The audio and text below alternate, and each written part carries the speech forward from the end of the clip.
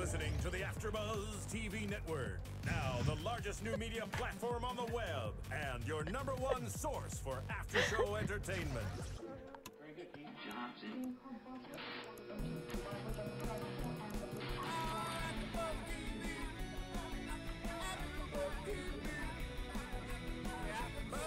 The AFTERBUZZ Studios in Los Angeles, California. Presented by Maria Menounos and Bing.com and streaming live thanks to Akamai Technologies. This is AFTERBUZZ TV Suits After Show. We'll break down tonight's episode and get you all the latest news and gossip. And now, another post-game wrap-up show for your favorite TV show. It's AFTERBUZZ TV Suits. Yes.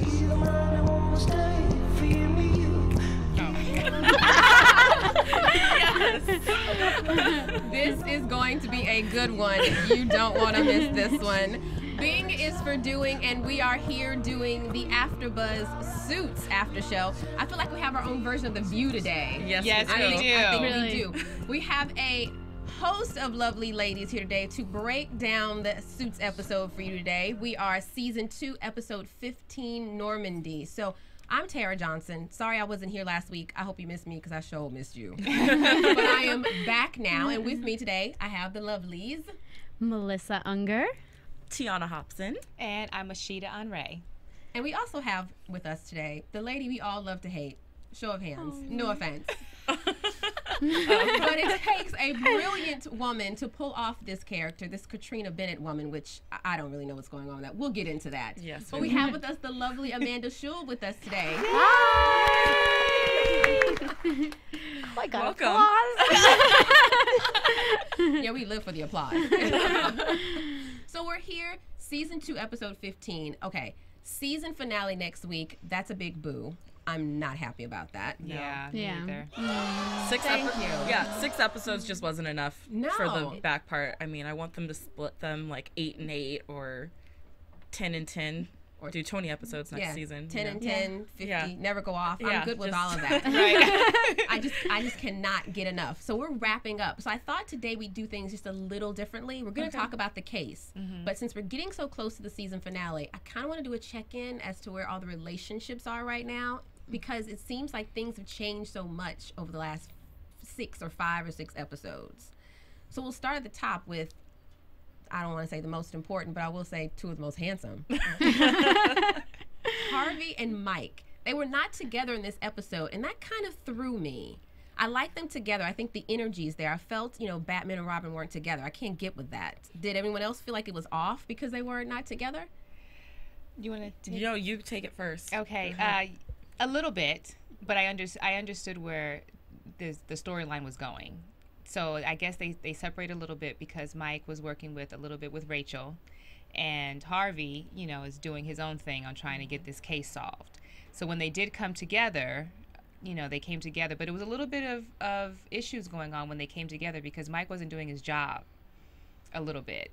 So it seemed like Harvey was quite irritated, but again, that's kind of a real go on Rachel because of what she was going through. So we'll tap into that a little bit later. But yes, I do agree with you. They weren't together as much in this particular episode. Now, was it that Mike wasn't doing his job, or was he prohibited from doing his job? I think we should add. Katrina.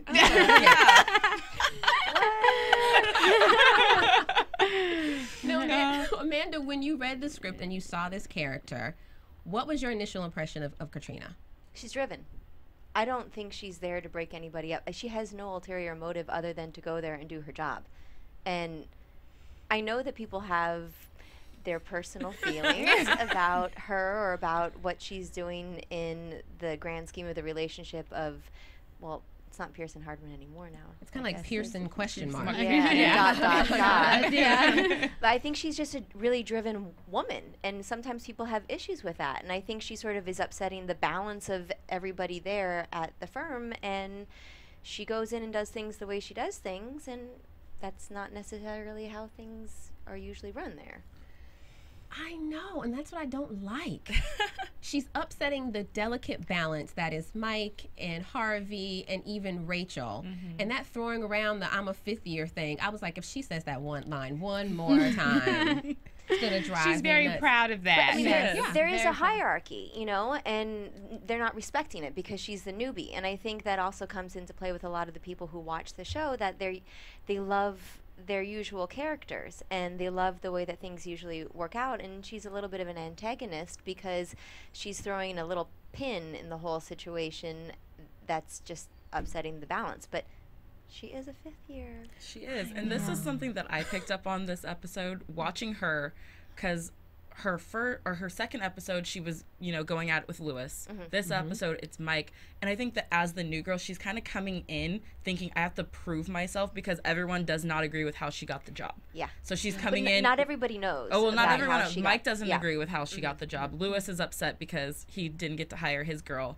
So she's coming in trying to kind of, I don't She's know. posturing. Yeah, exactly. You know, she has to do this in order to survive in this cutthroat industry, especially with all these guys around. Let's be honest, as a female in a law firm, you know, you have to be on top of your game even more. So. And think about where she came from. She was in ADA, and so she's and in the last episode when she was with Lewis at the jail. And that was awesome. That was great. fun. That little whole game thing we was had really so fun. much fun shooting that. But you know, and she throws down the files of the murderers and the rapists, and you know, she does think that Lewis is against her because she's a woman. She misreads the whole situation. She doesn't understand everything, you know, that led up to him not getting his particular associate.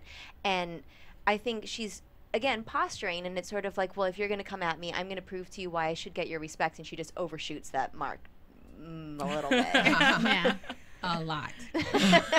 But do you also feel like your character's a little sneaky in the way that, in her approach on how she handles things? Like the character goes behind people's back and does.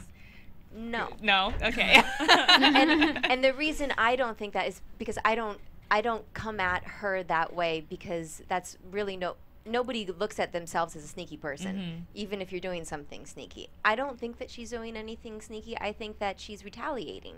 I think that Mike and Rachel did something very sneaky. I mean, they went and they got things from the copy machine that had already been keyed in that were essentially Katrina's work that she had done. She didn't go into the whole situation thinking, oh, how am I going to get Mike? It's that he picked a fight with her. And it's true, and everybody loves Mike, but she's coming into that thinking she has to prove herself because she needs to prove her worth, or else she's out of there. She's already burned bridges, if possibly, at the firm, at the ADA's office, so she can't go back, so she needs to make sure that she's valuable there. But do you think that your character picked a fight with Mike first because of No. She is sticking by I know she's sticking by it. Yeah. She's sticking by it. Well, I think he's like a little bit of, he's like a fly, and she's like, you know, go do what you need to do. Right. Stop bugging me. Let's be professional here. If you held up your end of the deal, I'd hold up my end of the deal, and we could work symbiotically. But he's not doing that. He's taking it personally. Get over yourself. Right. And that's what I was going to say. I feel as if this episode could have been entitled "Don't Take It Personally," because everyone was taking everything personally. Everything. Very true. Because Katrina even said, "Get over yourself. It's not about you." But their relationship has so much to do with the personal. He doesn't like how she got her position. She doesn't like the fact that, you know, she thought she was coming in on her merit. She thought she impressed Harvey. Who doesn't want to impress Harvey? I do. She thought she had impressed Harvey, but then coming to find out, she just really got the job because of his relationship with Mike and That's wanted to embarrassing. protect. That's, I mean, especially as a woman, if she thinks that she earned it based on her own merit, and then to find that out, it's like, it was a favor? That's... It was a cover up. It was a bribe. Right. It was Right. So I don't want to take. I don't want to defend Katrina at all. But right is right, I think, and I think you're right. I think she's coming in with that, trying to say, okay, I have to prove myself because clearly no one hired me here because of what I've done in my 5 years as an ADA. So let me show you what I So can let me show do. you what I can do. I wanted to get your opinion of what you thought about your character's interaction with Rachel, especially when she said, listen, you're going to go to Harvard, and, you know, they always end up with the lawyers and not the paralegals. She says that really after Rachel's gone, and she did the sneaking, you know. And I'm not saying this so that people will be like, ooh, that Amanda Schull is just horrible. I don't want anybody to think that, but I'm justifying Katrina's actions because do think that they're justifiable. I think that she went and she asked Rachel to do something for her, not knowing all of Rachel's backstory. She didn't know she was going through something personal. She didn't understand that she has everything that the viewers, you know, are privy to. She's not privy to. And she goes in, she asks Rachel to do something for her because she's heard that she's the best at her job. She thinks that she's just given her this compliment. I heard from Lewis that you're the best at what you do. And Rachel's like, I can't do this for you. And it's like, well, I don't understand why. I just am asking you to do she didn't say, I'm having a horrible day. Would you please mind asking somebody else to do this? She sort of gave her a little bit of pushback. And I don't think Katrina responds very well to pushing back. She's used to, you know, having to bulldoze her way through a situation. And so then Rachel retaliates with Mike by going and getting the work that Katrina already did, thinking that she was really going to prove herself. And that's when Rachel then goes and does the blow that was not necessarily needed. Yeah. But she kind of gave Mike a look, I thought, when she said that, too. So I was thinking maybe in future episodes, this might be more of a prediction that maybe Katrina might be coming in between Mike and Rachel's relationship. I felt that too. Ooh, I felt that too. Yeah. She was kind of like, you know, they end up with the lawyers with that little look over at Mike standing behind Rachel. I was like, okay. Yeah. I was like, I see you, Katrina, I see you. Yeah. I felt that chemistry too. I was watching that. I was like, wait, is this a third wheel that's beginning here? And what do we have to say about that, Amanda? I'm not confirming or denying. I'm pleading the fifth.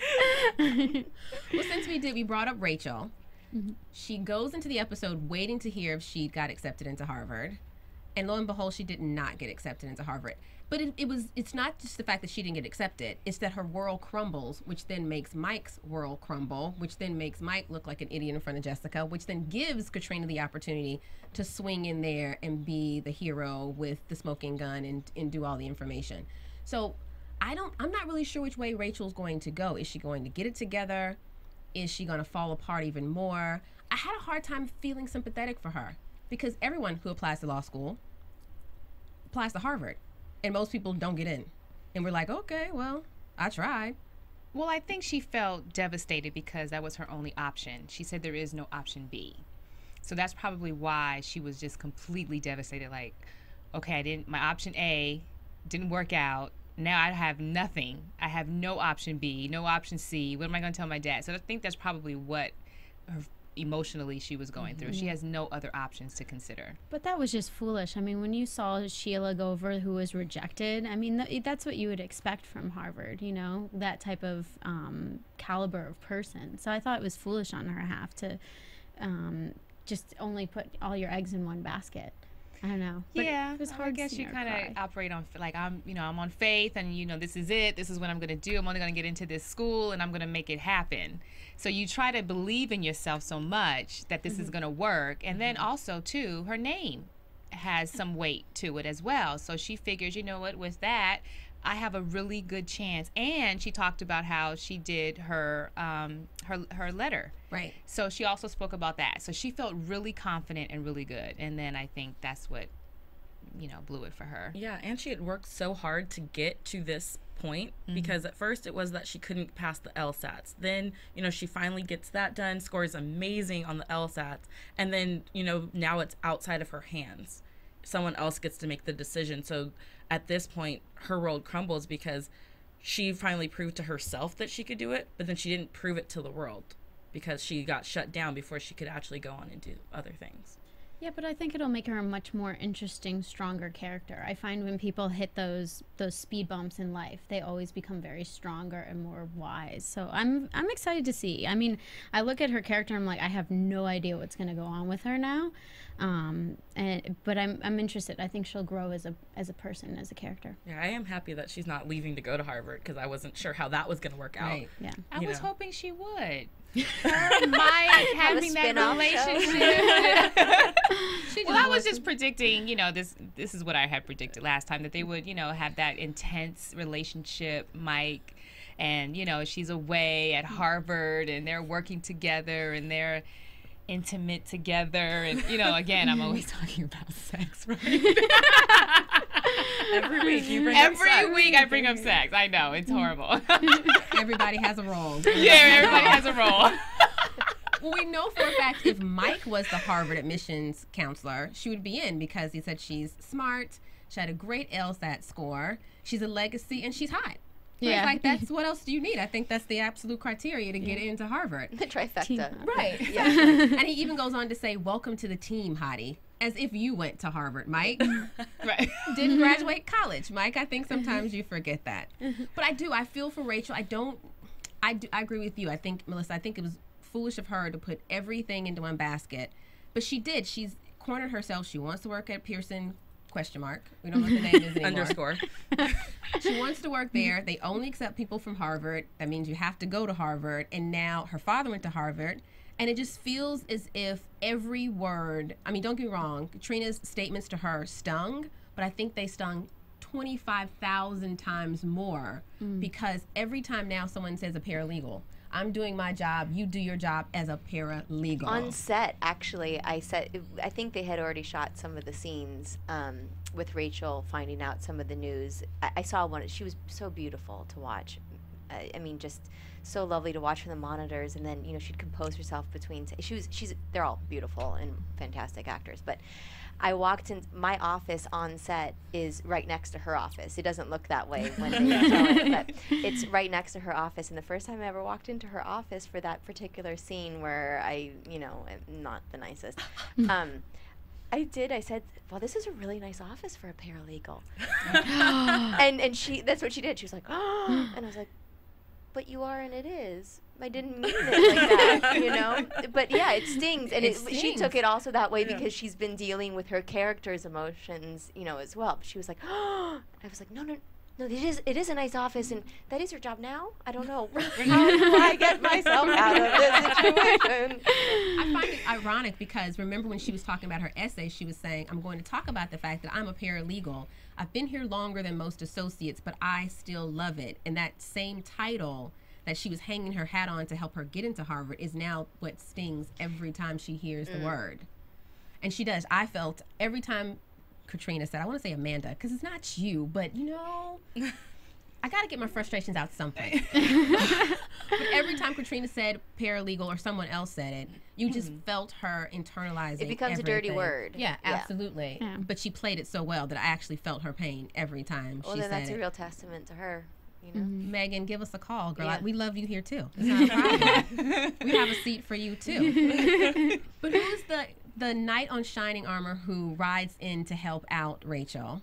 Lewis. Would be our noble Lewis Litt. Amanda, did you get a chance to work with Rick? Well, we know you did. Yeah. Tell us about working with Rick Hoffman, the brilliant. We had too much fun. We had such a good time shooting that. Well, I did. I hope you did. I don't know. I shouldn't be speaking on behalf of the entire cast, but I had entirely too much fun doing that. I mean, from the moment I read the scripts and I thought, guys, thanks. This is going to be a fun one. And he couldn't be more generous, in the scenes that we were doing. He was like, what if I do it a little bit like this? Then, how would you react to that? And he ad-libbed a little bit. There were a couple of moments when he's in the prison or in the jail cell, and he's going through the list of the women that he respects, because I think my character thinks that he's doing this because she's a woman and he's chauvinistic, and he's like, how dare you? I worship women.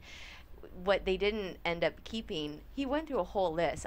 There were all these bizarre women like in history that he listed, and just there were a couple of moments when the crew started to just laugh out loud, and we had to pause for a second, for everybody to compose themselves. And he's just going through this catalog of just strange and fantastic people that his character would just love, to meet and be friends with. It was bizarre and hysterical.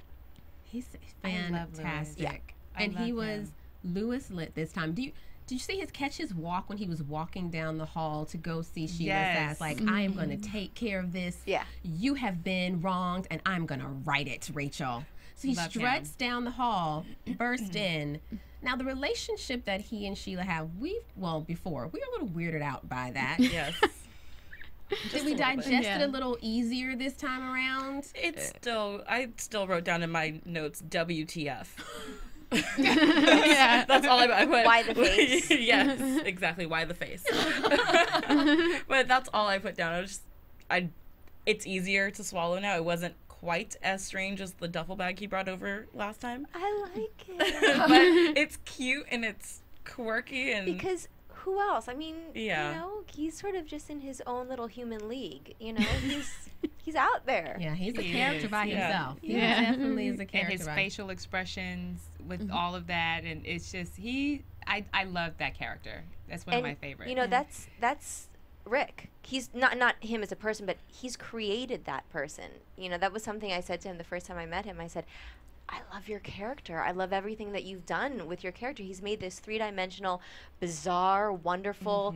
You hate him sometimes. You understand why he is the way he is. I mean, he's so sympathetic because he's like the doofus, like the dork that was bullied in school, and you see why he reacts the way he reacts. It's Right. like a child, you know, sometimes. And like the way he walks down the hall. He embodies these like he feels he's the man, and so you know, and then sometimes he just shrivels up when he's wounded, like, you know, a hurt animal. He's fantastic. He's fantastic. Brilliant. He really Yeah. is. Love that character. So did we think that Lewis was actually going to be able to walk in there and change Sheila's mind? I did. I did too when I saw it. I was like, did. it's gonna happen. It's gonna happen. Lewis! yeah. I was cheerleading. I feel really naive for thinking that it was going to change, but I did. I did. I believed in Lewis. I believed that she was kind of using her frustrations with him to get back, you know, taking it out on Rachel. But And you thought she was going to just say, oh, okay, that's fine. I'll let Rachel well, I didn't think it was going to be that easy because it is kind of an admission thing. That is a serious matter where you can't just, oh, you know what, actually, you are in. We're going to take back our letter. It's not that easy to correct, but I thought that there would be a little bit of something that happened, pull some string somewhere, and Rachel gets in, which still could happen with her dad. Never know if dad could come in and pull some strings. Yeah. I guess that, Yeah, I it mean, could that's be. true. Yeah. That's true. He didn't doesn't think of seem that. to be great dad, though. No offense. Love Wendell Pierce.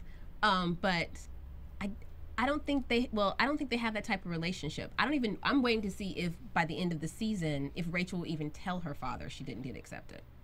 See, okay, this is again into predictions. Sorry. But even if her dad, I don't think Rachel would ask her father for help. I think he would find out on his own and do it behind her back, where she Yeah, does I not don't know think that she it's could- him she could being involved. Could Be face that it. vulnerable Yeah. and admit Right. to him. I don't think so. If he either. were to come in and save the day, it would be something that happened without Rachel knowing. That sounds like a Mike move to me. Mike going to see her dad and telling, that's why we love you, Mike. All the time. So Lewis doesn't get the acceptance for Rachel. How much more do we love Lewis because of the story he came back and told Rachel? Oh my Yes. gosh. Melted. Proof women love lies. Don't tell us the truth. Sugarcoat it for us. I don't know. But he knew it was going to save her because, as we were saying, there is a hierarchy in law firms, and a partner. Even when he went to the copier and Rachel was there, he said, "You know what? Can you pause it for a second, Rachel? Only because I need to make a copy."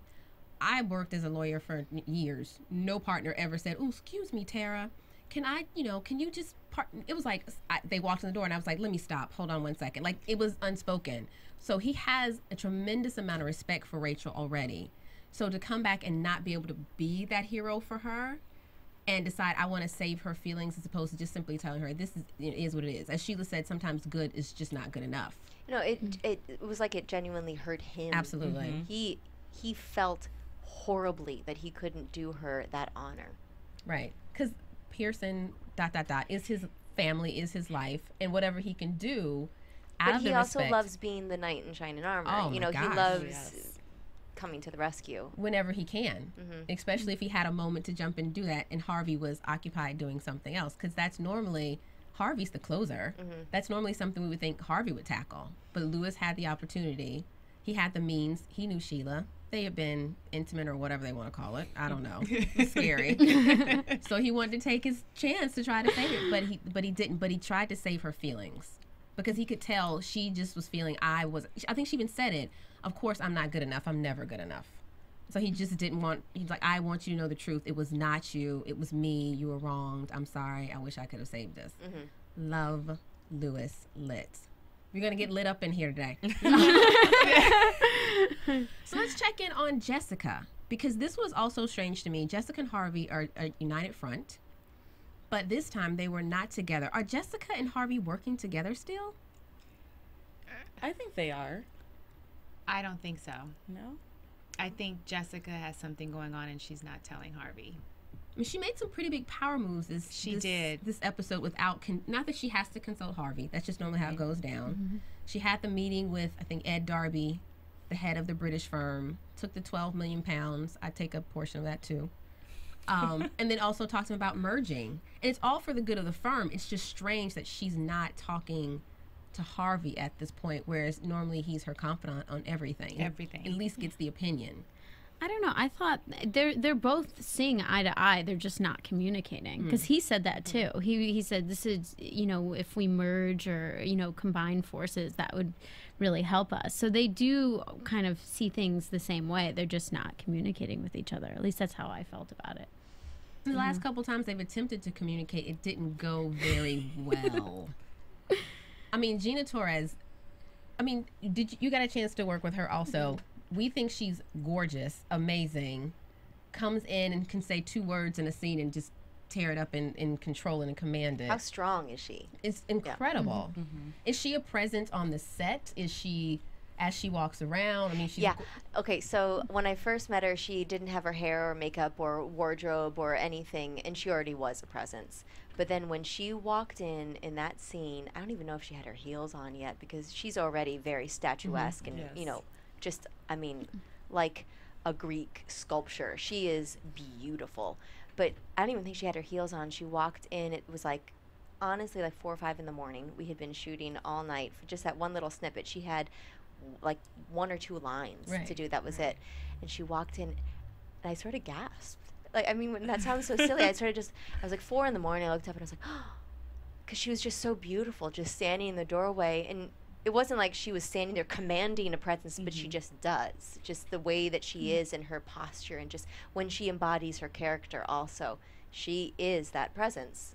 She's the piercing. And not to mention her outfits. Oh my gosh, Yeah, I let's love talk her about the outfit. wardrobe. Yeah, the wardrobe, because I will fun was embody that? that too. Yeah. Names of designers. Yeah. 'Cause I Yes. love what she wore, that The gray, which oh my gosh, with the everything ruffles at the bottom. everything she wears is Wow. Well, come on, the wardrobe for everyone is It's like- amazing. Right. Yeah.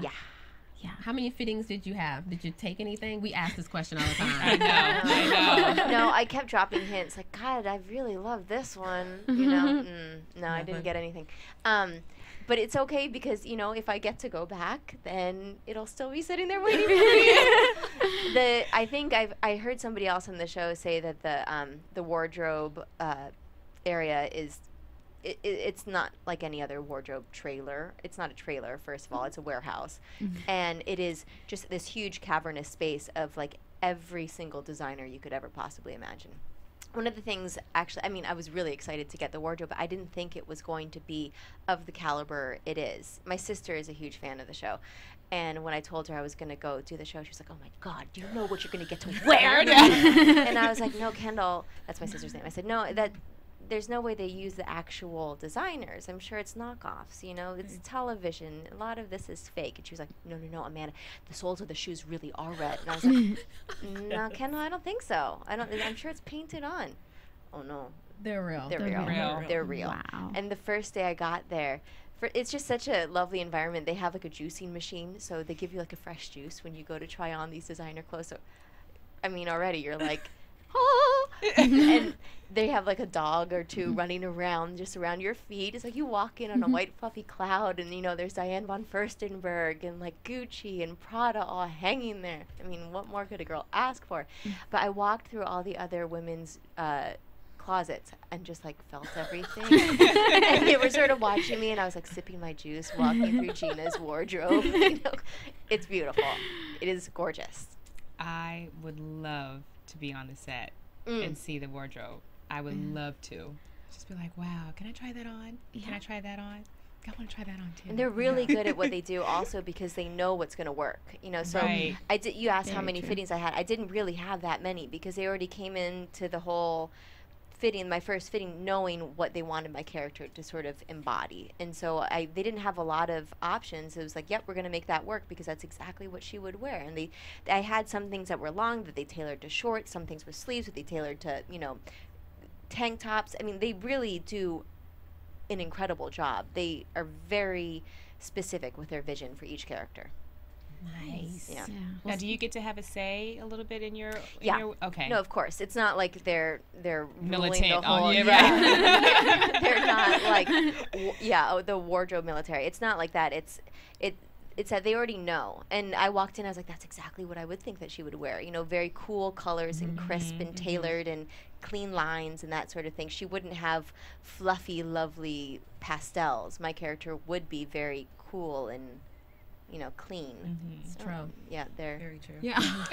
Well, speaking of doing a great job, like they did of fitting you, we hope that you think we're doing a great job here. And if that is the case, we'd love for you to go to iTunes and download our podcast or download any of the numerous other podcasts that we do here at AfterBuzz TV. If you are watching it, we are doing it. And if we're not doing it, let us know that you want us to do it, and we can probably still do it too. If you want to go on to iTunes and rate, comment, we're working really hard here. 5 stars would be fantastic. Let us know what you like, what you don't like, because we're here for you, suitors, and we want to make sure we do a fantastic job for you. I think we have a couple other live read. Oh, you want me to do this now? Absolutely. Alrighty, here we go. So, we're also very excited to announce the theatrical release of Adventures of Serial Buddies, which is a hilarious new serial killer comedy movie that is produced by AfterBuzz TV founders Maria Menounos and Kevin Undergaro. It stars 2 Broke girls, Beth Beers, Artie Lang, Kathy Lee Gifford, Christopher Lloyd, Christopher McDonald, and Maria Menounos with the voice of Henry Winkler. Yeah, we're bringing everyone back. So it's going to be hilarious. Make sure you go there. It opens in select cities on March 8th. So if you're in New York, LA, Boston, Chicago, or San Francisco, you can get your tickets now before they're sold out. You can also watch the trailer and pre-order the movie and see how to get your tickets at www.serialbuddies.com. And you can follow Maria Menounos at Maria Menounos and at serial_buddies on Twitter. And it's coming out on March 8th. It's really, really funny. I don't know if you guys have seen the trailer yet, but I laughed my butt off. Yeah, I'll say it the cute way. The trailer is hilarious. And if you like what you see, you know, our lovely AfterBuzz TV logos, then go onto our website, AfterBuzzTV.com. Click on the AfterBuzz TV store. There are T-shirts. There are little cute ones too, not just, you know, those Hanes ones that don't fit girls right now. They have girls. They have guys. I think they have a couple of like mouse pads and other things. So we love the support. Definitely check us out. If we see you walking down the street going, you know, with the AfterBuzz TV shirt, we'll definitely like, yeah, what's up, AfterBuzz TV. So yeah. Say it just like that. Too. Yeah. Hey, yeah. Hey, yeah. Yeah. Awesome. Cool. So back to Suits that we love so much. We've been talking about it for a while, but like, let's really get into it. The Folsom Food case, which we know is a gender discrimination case. I love the fact that we're a panel of women here because it really hit home for me when Daniel deposed Jessica and he rattled off all these things that she wasn't. You know, Monica was beautiful, she was desirable, she was sexy, all those things that he said that Jessica wasn't. In this episode, Harvey goes in when he's deposing someone saying, you really got your promotion because you had ovarian cancer. They found out you couldn't have kids. They found out you were not married. They found out the only thing you had was really focused was your job. And it really turned my stomach, but in some respect, it's kind of the reality for today. And we know that Suits is a part of USA. They're doing Characters Unite Month, so all of their storylines dealing with this type of thing. They want people to talk about it and think about it. So do I want us to talk about it and think about it. As women, has anyone here experienced just something like that, gender discrimination along those lines? I haven't. No. I don't. Well, you know what? not trying. If we haven't, that's fantastic. That's 5 out of however many.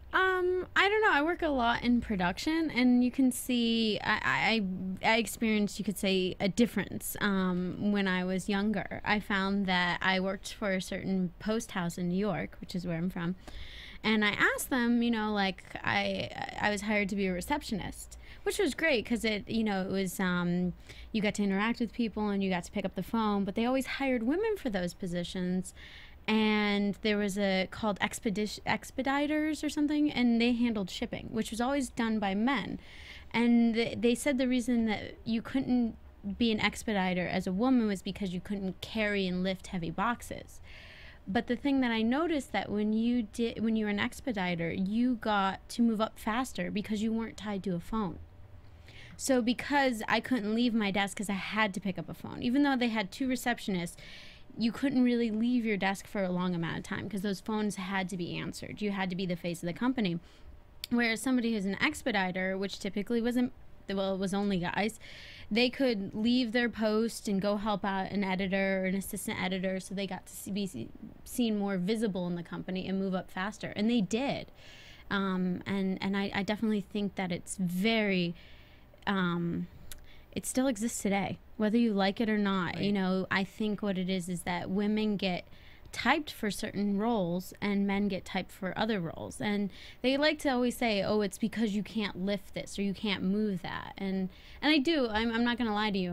I'm not, 6'2", 6'3", and lifting, a lot of weight. But I think it's just either the nature of the beast or way people are viewing us as women, that they don't see us as physically strong, maybe not mentally strong, but physically strong. So then that also deters us.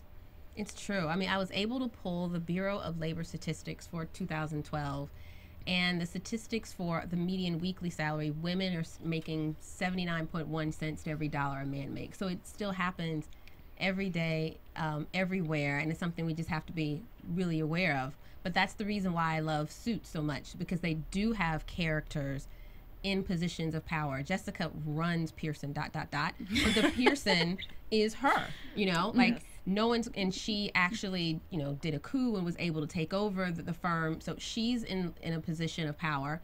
Rachel, I'm not saying there's anything wrong with being a paralegal. Paralegals are great, but even in her position, she's in a position of power. And let's speak probably about the woman I think who's one of the most powerful women on that show, Donna. It don't happen if Donna ain't a part of it. Yeah. Love her. So that's why Suits is so fantastic. I just love the fact that none of them apologize for being very strong women. Right.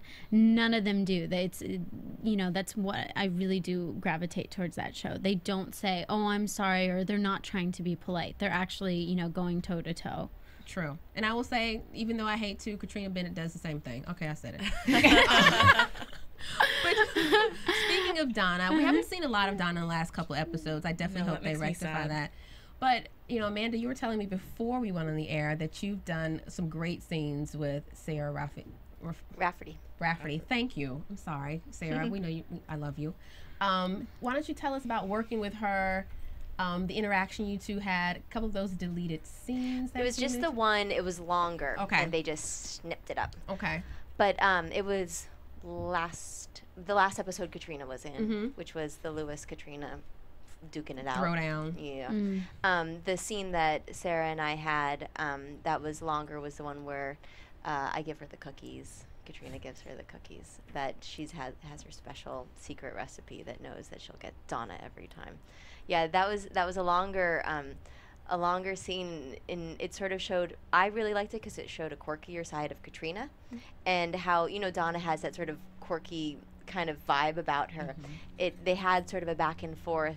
I can't remember the exact scene word for word, but they sort of start referencing Harry Potter movies between the two of them. And I say, Katrina says to Donna, "Are you a Potter?"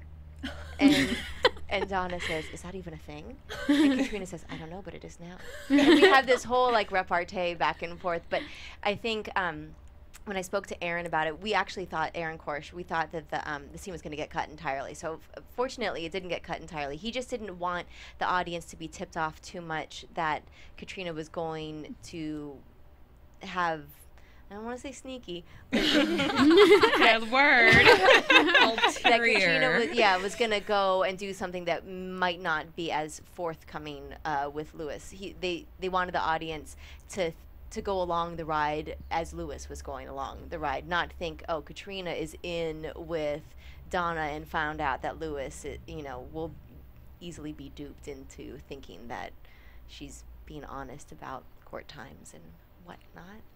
Do we have to get the DVD to watch this scene? Because I don't want know. to see it. I don't know. We had so much fun doing it. I can't speak on behalf of everybody, but I had so much fun doing it. And I don't know if how much of it would even be on there. It was just, it wasn't like some long, huge drawn out scene. It was just a little bit more that showed a different side of Katrina that made you think she wasn't just as hard. She had this sort of other side to her, but she puts up a front when she's at the firm that she needs to be where she is. Were those, what was it, chocolate chip pistachio something? Semi-sweet pistachio with, there might have been some butterscotch chips in there too. What? Yes. And you know what? Those really were the flavor of the See, I was going to cookies. ask that question. Were they delicious? So my her gosh. reaction when she bit into the cookie was real, right? Sarah She's just actually is a vegan. She doesn't eat that kind Oh. of thing. So she sort of turns her head a little bit. She didn't do as big a bite because, she doesn't eat that. And I was like, whatever you don't eat, I will take. And they did have that flavor of cookie. And the wonderful woman who brought the cookies in, somebody has an affiliation with a bakery that works on set. And so they did put in an order for this specific bizarre recipe. And they had this whole batch. And she said, I'll put a few cookies aside for you. And I was like, oh, okay, thinking, and I was flying back the next morning. I was thinking I'll have like 3 or 4. She put together this huge bag of these cookies. Oh, they were good. What a flight. What a flight. Oh, that sounds good. I want to try that. It's like pistachios. Semi-chocolate. It's the nut of chocolate. royalty. Yeah, that's right. Yeah. I remember that line. That was great. So we always have a debate here about the Harvey-Donna relationship. And the one moment I remember between Harvey and Donna this episode is when Harvey was going into the conference room and he was going to see Scotty. Don't like her either. Just put it out there. But Abigail, you did a great job. And she just fixes his hair ever so. And at first he hesitates, and she gives this look like, come on, it's me. I know. And then he goes ahead and lets her, okay, all right, you can touch my hair. I have a feeling Harvey's one of those kind of guys where it's like, don't touch my hair. Yeah, like don't share my hair products. Right. Like, don't do any of that kind of stuff. But for Donna actually can straighten him up before he goes into this conference room. I didn't get... Ashida, I'm sorry I have to tell you. I didn't get the sexual vibe. It was almost a big sister-brother type of vibe I got In that this time. episode. That's why it was Yes. just this particular episode. Maybe next week, but it was just this episode. Okay. Yeah, I didn't get the vibe of that either this week. I In didn't get it previous either. weeks, I have gotten more of a maybe it's a one-way street, maybe they both have secret feelings for each other type of road that we're going down. But this week, it was clearly her looking out for him because she knew he needed to look good for Scotty. He had to look perfect for her because I don't know if Donna knew at the time that Scotty didn't actually go get married or not. But if she was married already, you have to see what she passed up on. Right. And who does that? It's true. For See a what I'm guy. saying? Who does that for someone that they do not like? All right. I Ashida. mean, I'm just saying. I don't know. All right. Well, Amanda, while we have you here, thank you so much for being here. No, we just want to ask you, what was your impression of everyone on set for Suits? They're such jerks. No. They seem like it. No, I'm just joking. They're some of the nicest, kindest, friendliest. There are not enough positive adjectives out there for them. Really? And I'm not just saying that because I want to go back. I am not. I promise you. I walked onto that set and people came up to me, already knew my name. It wasn't just like some guest star that just, is there for the day. They could not have been a more lovely group of people. And I have honestly. to say, since you mentioned coming, is there a possibility you will be back on season 3? They're on hiatus right now. Right. So you don't know. They're on hiatus. See, right look now. at that. Her face. Her face, For right? those who aren't watching, her face just gave away it didn't give anything away, but her face just was like, I'm not saying yes or no. It was one of those Donna kind of looks. Oh, right. The look says it all sometimes. And we know you're a busy woman, and you've done recurring roles on Pretty Little Liars and One Tree Hill. And I have to say, One Tree Hill. We'll talk about that later. I was a huge fan of One Tree Hill, and well, I have to ask. No one likes your characters. I mean, you know, but we think you're great. You're not a fan of me, I know. But are you do you seek these characters, or do these characters find you? Yeah.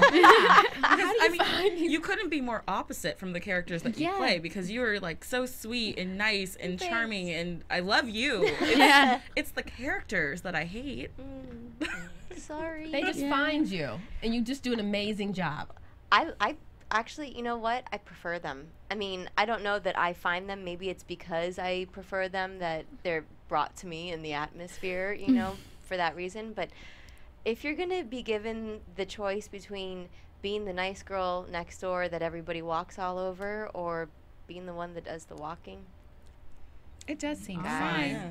Good point. Yeah. All right, good point. I mean, it's more fun as an actor to find out the reason why people are the way they are, and have it be something that's a little bit more controversial, and have something underneath all of that than just be the girl next door, you know. Right. It kind of reminds me of Heather Locklear in Melrose Place.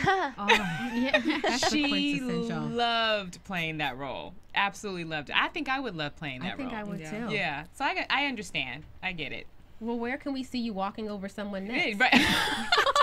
I don't know if I'm doing a lot of walking just yet. I just did a pilot that's for USA that had a lot of the same Suits production people. Oh, fantastic! Yeah, so that was a lot of fun. But I don't know what's going to happen with that. It's a pilot, so it's true. Yeah. And you did just a recent episode of Nikita. Was that? I did a recent episode of Nikita. It hasn't aired yet. Nice. Okay. It's on the 22nd, next Friday. You heard it here. Yeah. Well, we've been told we have to wrap up, so I guess we have to do some news and gossip. Womp, womp, womp. Well, I have to say, you know, we love our Suits here, and it seems as if, you know, suitors are far and wide. And I found an article about the handsome Patrick J. Adams, who's going to take to the waters, and he's actually going to go to a couple of Southeast Asian countries promoting the second season of Suits. So everyone out there who is in the Philippines, look out for Patrick J. Adams, you know, Mike Ross himself. He's going to be there promoting the second season of Suits. That actually airs on Jack TV in the Philippines. So, you know, we'd love to hear from you. AfterBuzz, you can catch it on YouTube and iTunes. You can find us whenever you find the show. We, you know, would love for you to watch. I'm booking my flight to the Philippines right now. There you go. As soon as we're done here, I'm booking a flight. Because Mike, you know, Patrick, we're coming after you. Yeah. We absolutely love you. It's not stalking. No. Never. No. Not when you do it the way we do. It's not stalking. No. There's no laws. So next week is the season finale. Let's get into some predictions. And now, your AfterBuzz TV predictions. Ladies, what do we see coming up? I probably have the weirdest prediction. Something I love 'em. that has been crazy that I noticed in this episode is all the movie references. The Three Stooges, Star Trek. I think that it's going to hopefully continue because I loved it. I love this Three Stooges reference, you know. I have to like do a little more research because sometimes they reference things. I'm like, wait, what was that? I didn't get it. Over I know, my head. right over my head. Or the James Bond. She needs to get back on the flight. Right. I love that See, one. I was too. like, wait a minute, what? Okay, it took me a second. Tiana? I'm going to predict that the merger is going to go through and that Harvey and Scotty's names both won't appear on that door, even though they were promised it, which might mean Harvey and Jessica go their separate ways for a minute there, too. How about that? I have that same prediction. Because only the fact also too is that Harvey feels that he's not feeling like he's trusted. So I think that's huge for Harvey. So, okay. Yeah. Of course I'm asking Amanda. Like, we want some my juice. lips are sealed. I don't know what to say. I'm not in the season finale.